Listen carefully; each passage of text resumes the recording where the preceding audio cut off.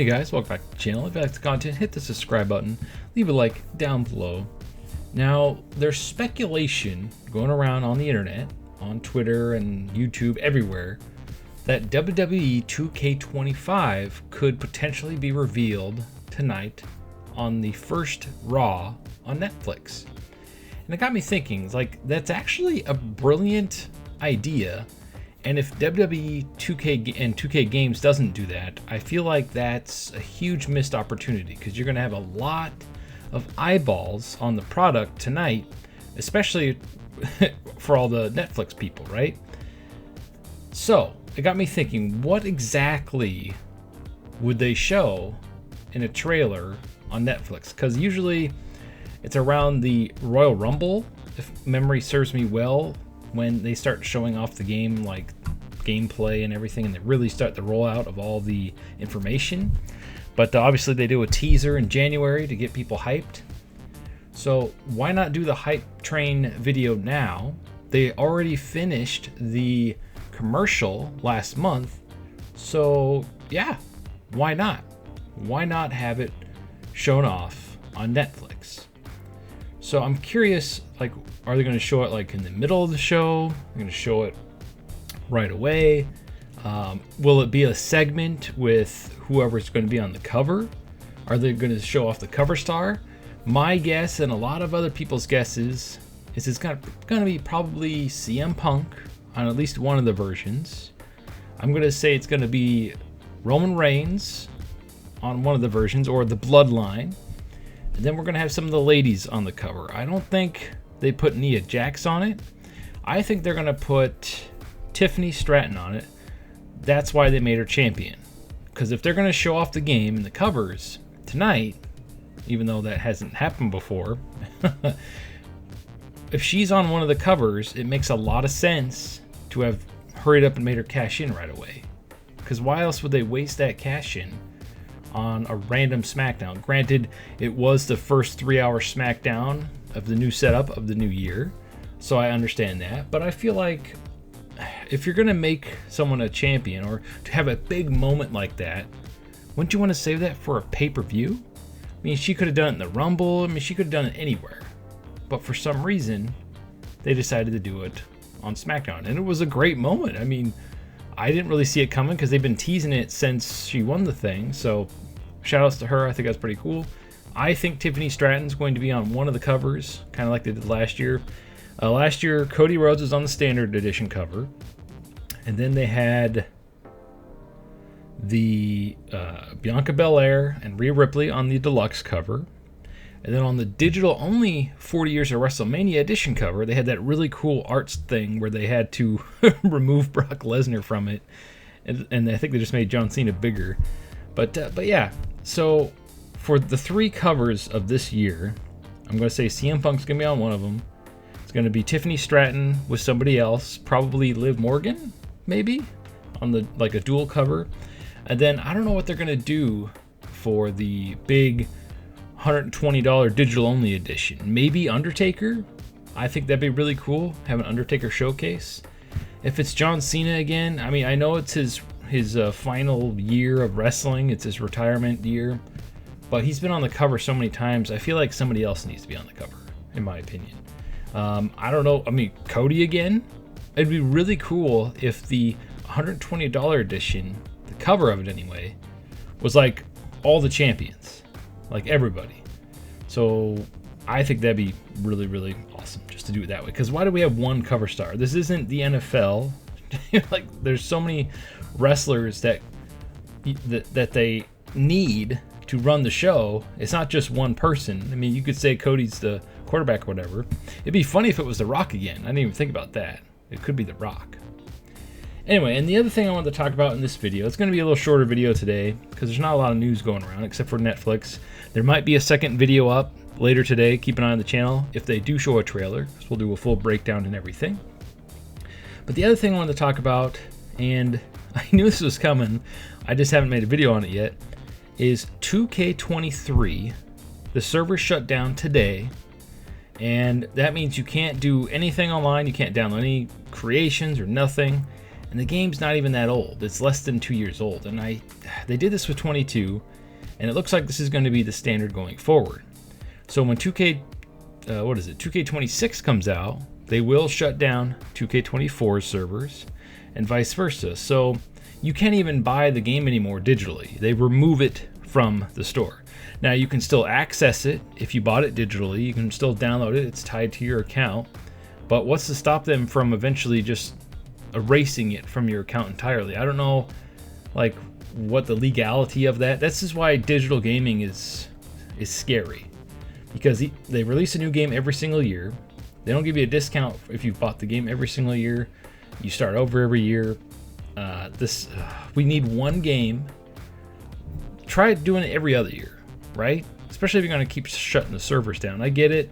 A lot of people probably moved on to 2024 by now, but I don't know, man. Shutting the servers down that quick is just, it can't cost them that much money. This is the same company that owns Grand Theft Auto. They have plenty of money to keep these servers going for years, but they want you to buy the new game. They don't want you playing the old game. Anyway, so that's a huge bummer. WWE 2K23 is officially in the grave, if you will, and it shall rest in peace. All right, to finish off this video, let's go over the match card for the first Raw on Netflix, and I'll give my 2 cents on how I think things are going to go for each match. I know this is a gaming channel, but sometimes I like to go over matches and stuff like that because I did wrestle for 6 years, and I do know a little bit about how they book things and stuff like that. So anyway, all right, so Liv Morgan, and this is in random order. I don't think this is the order that they're going to be on the show. So first match they have listed here is Liv Morgan versus Rhea Ripley, the Women's World Championship. I think it's time for Rhea Ripley to win the belt back, especially with the rumor that Charlotte Flair could be coming back at the Rumble. Becky Lynch could be coming back at the Rumble. I mean, one of them might come back tonight so they don't, step on each other's toes in the Rumble.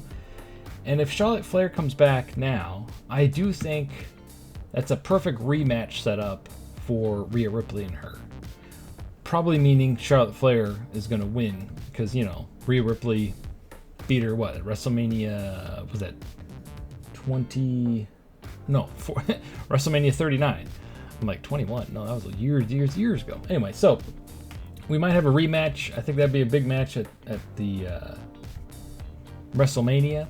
Or it could be a rematch with Becky Lynch, because last year Becky Lynch was really sick and she defended her title against her last year. And both Becky Lynch and Charlotte Flair are both huge stars. It'd be a better way to do it would be a triple threat, but then one of them would have to win at the Rumble and the other one would have to win at Elimination Chamber. So we'll see there. I think that's going to be the lineup for that, which kind of sucks for Liv Morgan because, I like her as a wrestler and everything and her character, but her title reign has been not that great in my opinion.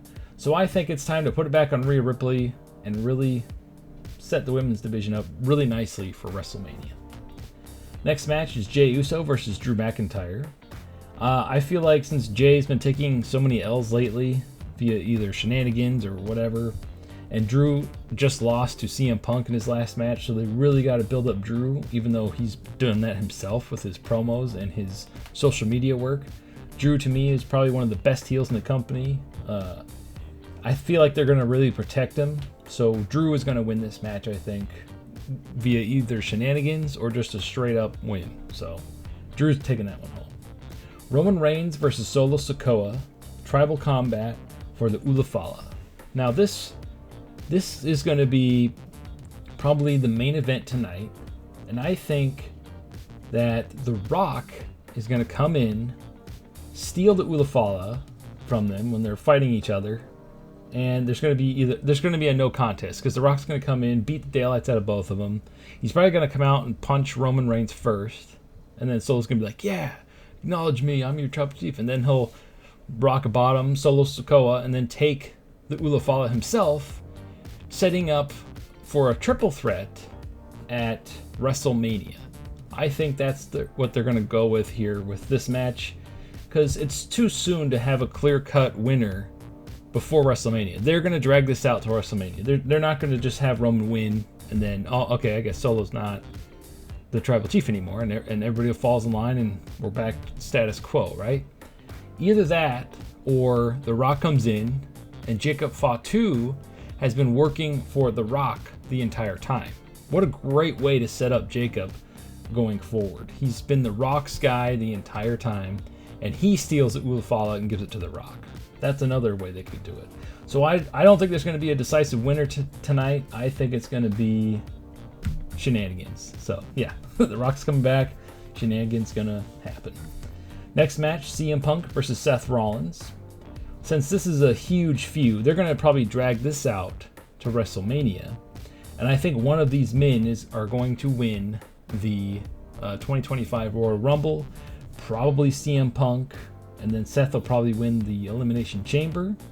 And then it'll probably be a triple threat versus Gunther for the World Heavyweight Championship. That way, Seth or Punk can take the fall, because Punk wants the main event of WrestleMania, but with Cody Rhodes being the big champion, because no matter how you look at it, the WWE Championship has 40 years of history or more, and that will forever be the bigger title than any other title they ever make.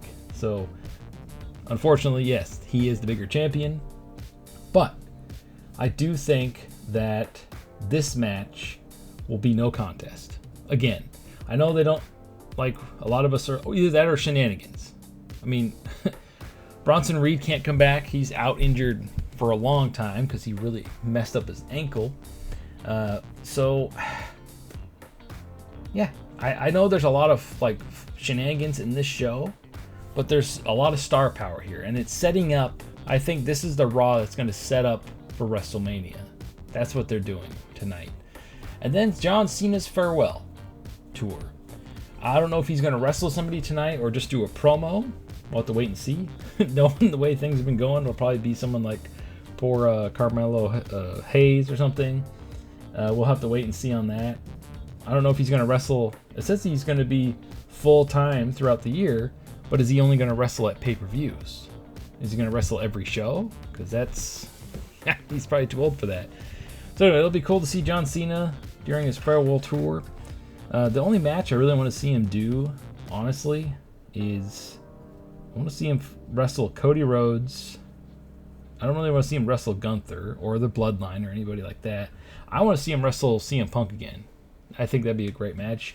And then I think, like a lot of other people think, his last match should be with Randy Orton.